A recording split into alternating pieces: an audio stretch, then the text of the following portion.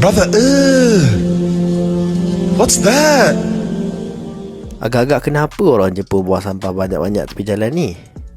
Jadi kalau korang nampak situasi pagi-pagi dekat Jepun, memang banyak sampah akan dikumpulkan di depan rumah. Sebab orang Jepun buang sampah bukan dalam tong sampah, dia orang buang sampah di depan rumah.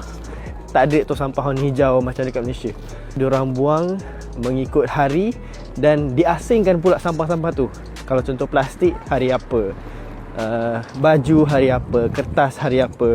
Dan aku perasan kita dimomokkan tahap kebersihan mengikut standard ataupun mengikut kekayaan ataupun status seseorang individu.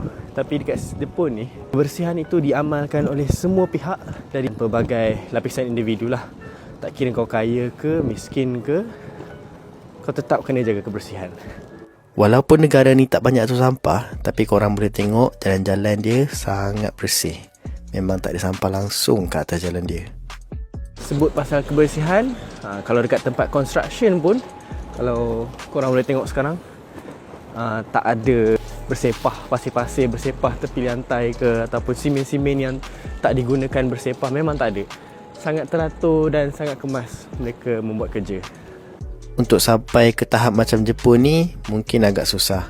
Tapi kita boleh cuba dengan mengubah sikap kita dengan tidak memandang enteng isu-isu kebersihan di negara kita.